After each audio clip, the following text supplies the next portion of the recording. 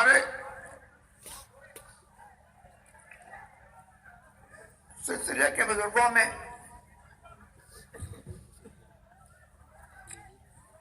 سادات ماویرا ہے.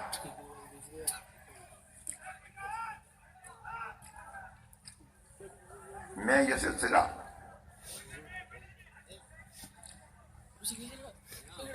سینکڑوں برس سے چلا آ رہا ہے کہ اپنے متبصرین سے مطلب کہ اہل سنت جماعت پر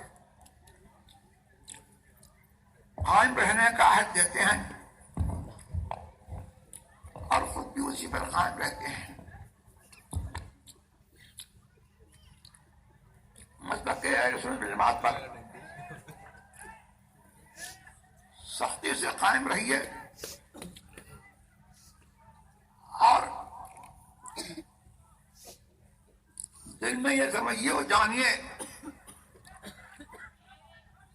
کہ مطلب کہ اہل سنت جماعت ہی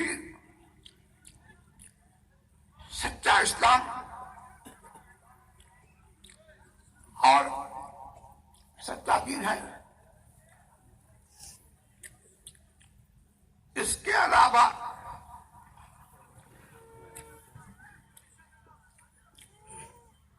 کوئی دعوت،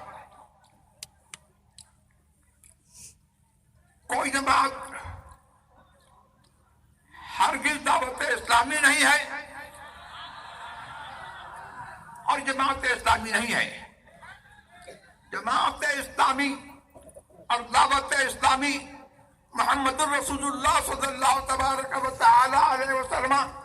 کے مسلک پر، ان کے دین پر چلنے والی جماعت اہل سنت میں جماعت ہے.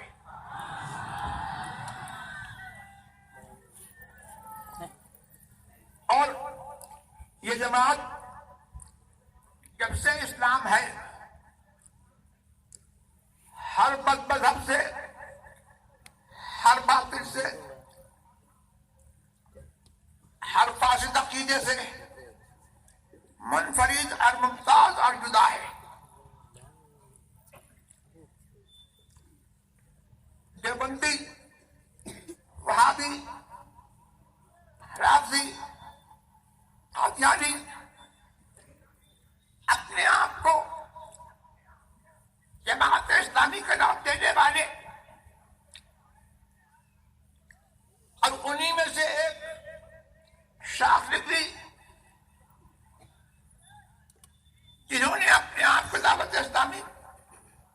کہا. یہ کوئی رسول اللہ کے دین کے ترجمان نہیں ہے اور یہ مطلب کہ اہل سنت جماعت پر نہیں ہے. مطلب کہ اہل سنت جماعت ہی سچا دین ہے اور اس کی پہچان اس زمانے میں مطلب کہ اعلیٰ کے نام سے ہوتی ہے. اور آپ کے دین و ایمان کے لیے یہ تمام باطل فرقے سخت بدر اور سخت غارت کرے ایمان ہے اور یہ تو کھلے ہوئے ہیں. اس زمانے میں سب سے زیادہ مضر ایمان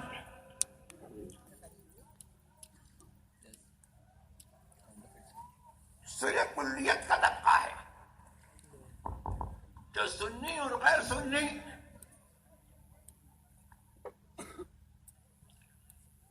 سب کو ملانے کی کوشش کرتا ہے اور سورہ کلیت کے نئے نئے رنگ ہے.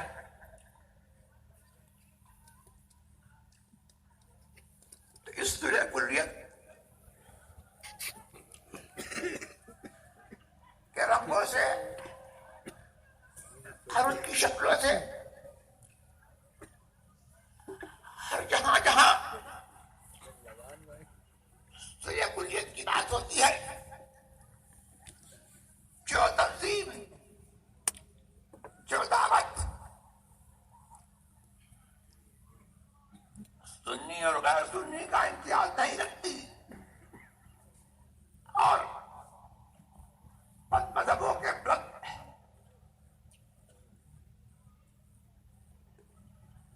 اور باطل کے رس سے پرہیز کرتی ہے، وہ ہرگز سنیوں کی تنظیم نہیں ہے، وہ دعوت اسلامی ہو یا سنی دعوت اسلامی ہو۔ دعوت اسلامی یہ اس دعوت اسلامی کے طرز پر چل رہی ہے، اور اس کی مشابہت پر گامزن ہے، جن کے یہاں سنی اور غیر سنی کا کوئی امتیاز نہیں۔ اسی لیے دعوت اسلامی کے مشہور میں یہ ہے، اور آج تک وہ اس پر قائم ہے اور گامزن ہے، باوجود ہے کہ ان سے بار بار کہا گیا، مگر اپنے منشور میں یہ لکھا ہے اور اسی پر گامزن ہے کہ ہمارے اس سے بد مذہبوں کا رد نہیں ہوگا۔ اور اس کے علاوہ بہت سارے طریقے اور بہت سارے بیانات دعوت اسلامی کے وہ ہیں جو مسلک اہل سنت والجماعت اور مسلک اہل حدیث کے خلاف ہیں، اور اسی طرز پر سنی دعوت اسلامی چل رہی ہے، اور دونوں کا طریقہ کار ایک ہے۔ دعوت اسلامی والے رستے پرہیز تو کرتے ہی ہیں، اس کے علاوہ یہ بات کون نہیں جانتا کہ وہ ہر ایک کے پیچھے نماز پڑھ لیتے ہیں، دیوبندی کے پیچھے نماز پڑھ لیتے ہیں، اور سنی دعوت اسلامی اس شخص سے جڑی ہوئی ہے جو علماء کونسل کا اس زمانے میں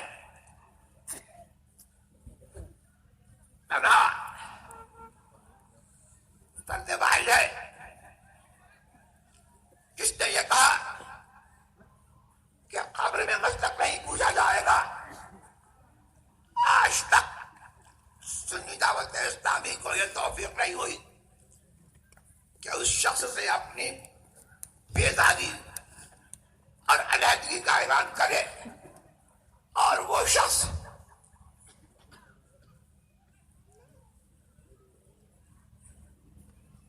بمبئی میں اور دوسری جگہوں پر سنیوں کا رہنما سمجھا جاتا ہے، لیکن یہ کون نہیں جانتا کہ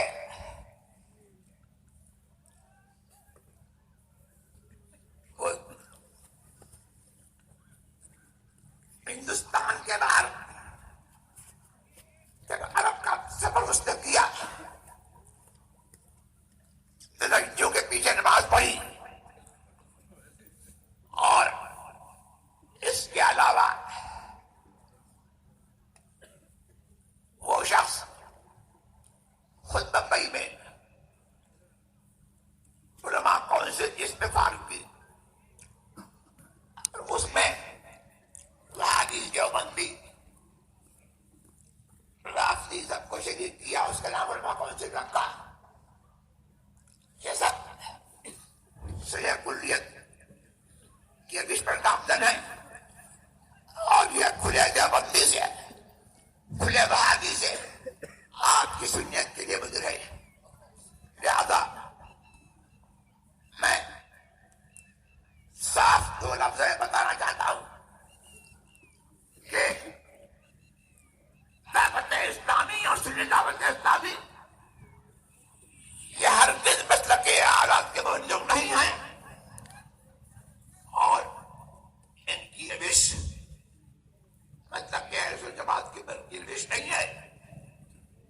سے پرہیز کریں.